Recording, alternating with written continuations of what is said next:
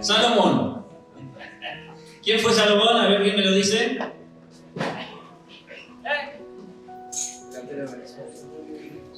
Un señor muy rico. Un señor muy sabio. Salomón, hijo del rey David. Consagrado rey después de que su padre, David, fallece. Pero Salomón cometió errores, grosos errores, que debemos nosotros evitar. Así que hoy vamos a leer bastante la Biblia, ¿eh? Así que sáquese la lagaña, limpie sus anteojos. Primera Reyes, capítulo 4, 29 al 34, dice así: Dios dio a Salomón sabiduría e inteligencia extraordinarias. Sus conocimientos eran tan vastos como la arena que está a la orilla del mar. Sobrepasó en sabiduría a todos los sabios del Oriente y de Egipto. En efecto, fue más sabio que nadie, más que Etán, el Esraíta, y más que Hermán, Calcol y Dar, los hijos de Majol. Por eso la fama de Salomón se difundió por todas las naciones vecinas. Compuso 3.000 proverbios y 1.005 canciones. Disertó acerca de las plantas, desde el cedro del Líbano hasta el hisopo que crece en los muros. También enseñó acerca de las bestias y las aves, los reptiles y los peces. Los reyes de todas las naciones del mundo que se enteraron de la sabiduría de Salomón enviaron a sus representantes para que lo escucharan. Una celebridad este muchacho.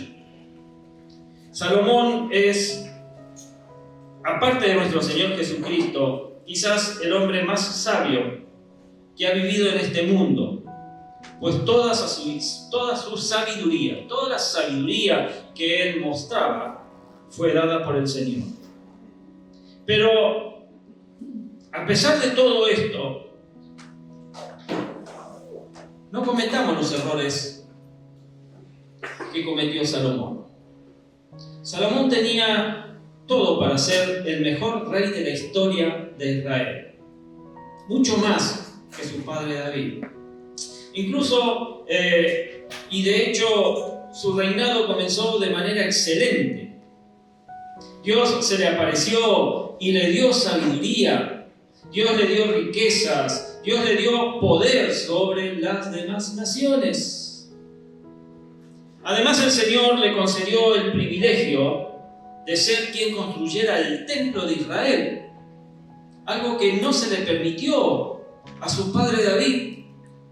Dios no permitió que David fuera el constructor, sino que Salomón fuera quien edificara el templo. Es lamentable que a pesar de toda su sabiduría, el rey Salomón cometiera exactamente los errores que Dios ya había dicho en su palabra que ningún rey de su pueblo debía cometer. Allí en Deuteronomio capítulo 17, versos 15 al 17 leemos: Asegúrate de nombrar como rey a uno de tu mismo pueblo, uno que el Señor tu Dios elija. No aceptes como rey a ningún forastero ni extranjero. El rey no deberá adquirir gran cantidad de caballos, ni hacer que el pueblo vuelva a Egipto con el pretexto de aumentar su caballería. Pues el Señor te ha dicho: no vuelvas más por este camino. El rey no tomará para sí muchas mujeres, no sea que se extravíe su corazón, tampoco acumulará enormes cantidades de plata y oro. Estas fueron instrucciones de Dios. Y lamentablemente, al final de su vida y de su reinado, podemos ver que los errores que cometió Salomón le pasaron una factura muy alta. Allí en Primera Reyes, capítulo 11, verso 9 al 11, dice: Entonces el Señor, Dios de Israel, se enojó con Salomón porque su corazón se había apartado de él. Y a pesar de que en 2 ocasiones se le había aparecido y le había prohibido que siguiera a otros dioses, como Salomón no había cumplido esa orden, el Señor le dijo: ya que procedes de este modo y no has cumplido con mi pacto ni con los estatutos que te he ordenado, puedes estar seguro de que te quitaré el reino y se lo daré a uno de tus siervos. La palabra de Dios, mis queridos, es maravillosa. ¿Amén? Pues, ¿por qué es maravillosa? Hay muchos motivos por los cuales la palabra de Dios es maravillosa, pero hay uno que a mí es realmente el que me sorprende. Porque la palabra de Dios nos muestra la verdad de la historia, de la vida de los grandes hombres de Israel. No nos muestra solo una parte, no nos muestra solo sus aciertos, porque aquí podemos entender la diferencia entre memoria e historia en el relato. Porque a modo de memoria, según la percepción de la gente, para muchos Salomón pudo haber sido un buen rey. Es más, yo pregunté quién era Salomón y me dijeron uno que era sabio, uno que era muy rico. Uno piensa en Salomón, lo primero que viene a la memoria es un rey lleno de sabiduría de Dios. Pero la historia refleja la verdad de lo que pasó, incluyendo los grandes aciertos y los grandes errores que cometió Salomón. ¿Para qué? Y bueno, para que nosotros aprendamos de ellos. Y quizás muchos de nosotros, para nuestros prójimos, podemos ser buenos cristianos o buenas personas, pero Dios conoce toda la verdad de nuestra vida. Dios conoce toda la verdad de nuestra vida, y cuando digo toda, es todo. No se le escapa ningún detalle. Hebreos 4:13 dice: ninguna cosa creada escapa a la vista de Dios. Todo está al descubierto, expuesto a los ojos de aquel a quien hemos de rendir cuentas. Vos sabés que vas a tener que rendir cuentas el día de mañana. Y entonces veamos, por medio de la palabra de Dios, ¿cuáles fueron los errores que cometió Salomón? Esos errores que lo llevaron a perder su reino, errores que lo llevaron a desagradar a Dios. Y escudriñemos nuestra vida para no cometer esos mismos errores. Y vamos entonces a ver cuál es el primer error de Salomón. Salomón tomó muchas mujeres que no eran del pueblo de Dios. En 1 Reyes 11, del 1 al 3 dice: ahora bien, además de casarse con la hija del faraón, el rey Salomón amó a muchas mujeres moabitas, amonitas, edomitas, sidonias e hititas, todas ellas mujeres extranjeras que procedían de naciones de las cuales el Señor había dicho a los israelitas: no se unan a ellas ni ellas a ustedes, porque de seguro les desviarán el corazón para que sigan a otros dioses. Con tales mujeres se unió Salomón y decidió amarlas. Tuvo 700 esposas. Pobre Salomón. Que eran princesas y 300 concubinas. Todas estas mujeres hicieron que se desviara su corazón. Primeramente, vemos que Salomón se casó con la hija del faraón de Egipto. Y esto, más que un matrimonio, era una alianza política con Egipto. Era parte de una estrategia de parte de Salomón para beneficio de su reino. A simple vista cualquiera diría que era una buena idea, porque iban a intercalar cultura, iban a estar negociando, intercalando industria, etcétera, etcétera. Pero aparte de la hija de Faraón, el rey Salomón tomó muchas mujeres de los pueblos vecinos de Israel, los cuales eran pueblos idólatras. Y Dios ya había dicho que esa no era su voluntad para los reyes de su pueblo. Ciertamente y claramente Dios había dicho allí en Deuteronomio 7, del 1 al 4: el Señor tu Dios te hará entrar en la tierra que vas a poseer y echará de tu presencia a 7 naciones más grandes y fuertes que tú: los hititas, los gergeseos, los amorreos, los cananeos, los fereceos, los heveos y los jebuseos. Cuando el Señor tu Dios te las haya entregado y tú las hayas derrotado, deberás destruirlas por completo, cosa que el pueblo de Israel no hizo. No harás ningún pacto con ellas, ni les tendrás compasión, cosa que el pueblo de Israel tampoco hizo. Tampoco te unirás en matrimonio con ninguna de esas naciones. Tercer cosa que el pueblo de Israel no hizo. No darás tus hijas a sus hijos, ni tomarás sus hijas para tus hijos. Cuarto error. Porque ellas los apartarán de mí y los harán servir a otros dioses. Entonces la ira del Señor se encenderá contra ti y te destruirá de inmediato. Salomón, por conveniencia o por beneficio del reino, pasó por alto el mandato de Dios. Y esas mujeres que no eran del pueblo de Dios desviaron su corazón y lo llevaron por el camino de la idolatría. Leemos en 1 Reyes 11, 4 al 8.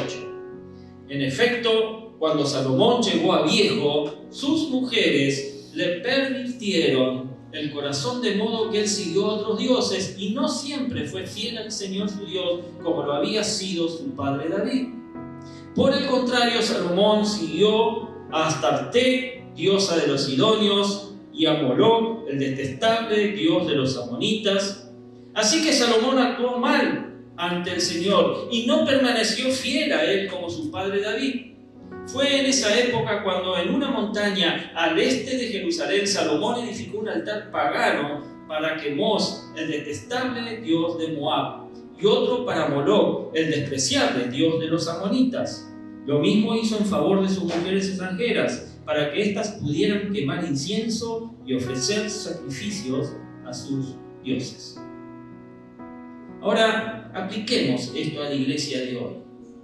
Allí en 2 Corintios 6, 14 al 17 dice y escribe Pablo: no formen alianza con los incrédulos. ¿Qué tiene en común la justicia y la maldad? ¿O qué comunión puede tener la luz con la oscuridad? ¿Qué armonía tiene Cristo con Belial? ¿Qué tiene en común un creyente con un incrédulo? ¿En qué concuerdan el templo de Dios y los ídolos? Porque nosotros somos templo del Dios viviente. Como él ha dicho, viviré con ellos y caminaré con ellos. Yo seré su Dios y ellos serán mi pueblo. Por tanto el Señor añade: salgan del medio de ellos y apártense. No toquen nada impuro y yo los recibiré. Ahora, al igual que Salomón, unir nuestra vida a alguien que, aunque sea agradable, a alguien que genere beneficios materiales, pero que no comparte nuestra fe, puede desviarnos del camino del Señor. Y tenemos que comprender que el yugo desigual con los incrédulos no solamente se refiere a una relación de pareja, sino también a las alianzas que hacemos con personas que no quieren saber nada de Dios, que no quieren nada con la iglesia del Señor, que hasta se burlan de los cristianos. Pero lamentablemente nos asociamos con ellos en negocios. Y muchas veces no entendemos que el problema no es el tipo de negocio, que por supuesto puede ser muy lícito y que puede ser muy próspero, pero que el problema está en las personas con las que nos hemos unido para hacerlo. La Biblia dice allí en 2 Crónicas 20, del 35 al 37, después de esto Josafat, rey de Judá, se alió con el perverso Ocosías, rey de Israel, para construir una flota mercante que iría a Tarsis. Los barcos los hacían en Esión-Geber. Entonces Eliezer, hijo de Dodías de Maresa, profetizó contra Josafat: por haberte aliado con Ocosías, el Señor destruirá lo que estás haciendo. En efecto, los barcos naufragaron y no pudieron ir a Tarsis. Negocios con gente que no es cristiana. A veces, mis amados, minimizamos las cosas y nos convencemos de que no habrá problema. ¿Saben a cuántas chicas Y a cuántos chicos he escuchado a lo largo de tantos años del cristianismo de ponerse de novio con un incrédulo y decir, no hay problema, todo está bien, ya va a conocer al Señor, yo lo voy a traer a la iglesia.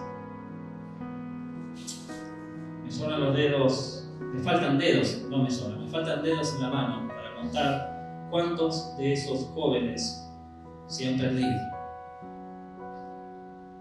Minimizamos las cosas y nos convencemos de que no habrá problema. Pero si Salomón, siendo el hombre más sabio del mundo, cayó, nosotros también podemos caer. En Nehemías 13:26 dice: ¿acaso no fue ese el pecado de Salomón, rey de Israel? Entre todas las naciones no hubo un solo rey como él. Dios lo amó y lo hizo rey sobre todo Israel, pero aún a él lo hicieron pecar las mujeres extranjeras. El segundo error de Salomón fue volver a Egipto. En 1 Reyes 10, del 28 al 29 leemos: los caballos de Salomón eran importados de Egipto y de Coa, que era donde los mercaderes de la corte los compraban. Un carro importado de Egipto costaba 600 siclos de plata, un caballo 150. Además, estos carros y caballos se los vendían a todos los reyes hititas y arameos. Egipto era un gran aliado y socio comercial de Salomón. Negociaba mucho con ellos y los caballos egipcios eran de gran calidad, eran excelentes para la guerra. Salomón comenzó entonces a enviar a sus siervos y comenzó a enviar al pueblo a Egipto para traer caballos y otros bienes, olvidando y desobedeciendo lo que Dios había dicho a los reyes de Israel. Nunca debían volver por ese camino. Allí en Deuteronomio 17, del 15 al 16 dice: asegúrate de nombrar como rey a uno de tu mismo pueblo, uno que el Señor tu Dios elija. No aceptes como rey a ningún forastero ni extranjero. El rey no deberá adquirir gran cantidad de caballos, ni hacer que el pueblo vuelva a Egipto con el pretexto de aumentar su caballería, pues el Señor te ha dicho: no vuelvas más por ese camino. Apliquemos esto a la vida cristiana actual. Egipto simboliza el mundo sin Cristo. El mundo sin Cristo. La mundanalidad simboliza el pecado. Y Salomón volvió a Egipto y desobedeció y desagradó a Dios. Y a nosotros nos pasa lo mismo. Desagradamos a Dios cuando volvemos a nuestra antigua manera de vivir. Santiago 4:4 nos dice: oh gente adúltera, ¿no saben que la amistad con el mundo es enemistad con Dios? Versículo que conocemos. Y si alguien quiere ser amigo del mundo, por supuesto, se va a volver enemigo de Dios. Cualquiera pues que quiera ser amigo del mundo se constituye en enemigo de Dios. En 1 Juan 2:15 dice: no amen al mundo ni nada de lo que hay en él. Si alguien ama al mundo, el amor del Padre no está en él. Y esta es una severa y seria advertencia para nosotros, porque tenemos la tendencia de volver a las malas costumbres, de volver a actitudes que nos alejan de Dios, de volver a descuidar a la iglesia, de descuidar la familia, y volver a hábitos que no honran al Señor. Tenemos la tendencia de volver a Egipto. La palabra de Dios nos hace un llamado: no volvamos atrás, no regresemos ahí de donde Dios nos sacó. Yo no sé de dónde te sacó el Señor, mi hermano, pero no vuelvas allí, a ese lugar en donde cometimos tantos errores, ese lugar donde le trajimos tanto dolor quizás a nuestra familia. No volvamos a Egipto. En 2 Pedro 2, del 20 al 22 dice: si habiendo escapado de la contaminación del mundo por haber conocido a nuestro Señor y Salvador Jesucristo, vuelven a enredarse en ella y son vencidos, terminan en peores condiciones que al principio. Más les hubiera valido no conocer el camino de la justicia que abandonarlo después de haber conocido el santo mandamiento que les dio. En su caso ha sucedido lo que acertadamente afirman estos proverbios: el perro vuelve a su vómito y la puerca lavada a revolcarse en el lodo. Al final de su vida, Salomón reconoció sus errores. Al final de su vida. Y reconoció una verdad muy importante: nada puede llenar el corazón del hombre, solamente Dios lo puede hacer. Salomón escribe allí en el libro de Eclesiastés 1:1-3. Estas son las palabras del maestro, hijo de David, rey de Jerusalén. Vanidad de vanidades, dice el maestro. Vanidad de vanidades, todo es vanidad. ¿Qué provecho saca la gente de tanto afanarse bajo el sol? Y en Eclesiastés 12, del 13 al 14, escribe: el fin de este asunto es que ya se ha escuchado todo. Teme a Dios y cumple sus mandamientos, porque esto es todo para el hombre. Pues Dios juzgará toda obra buena o mala, aún la realizada en secreto. Y a veces, ¿saben, mis queridos, mis queridas? Desperdiciamos nuestra vida. Salomón desperdició su vida. Desperdició las bendiciones de Dios. Y al final de nuestra vida, quizás, y espero que no, como lo hizo Salomón, nos damos cuenta y lamentamos haber desperdiciado y perdido. Pero ya es tarde, mi amado, mi amada.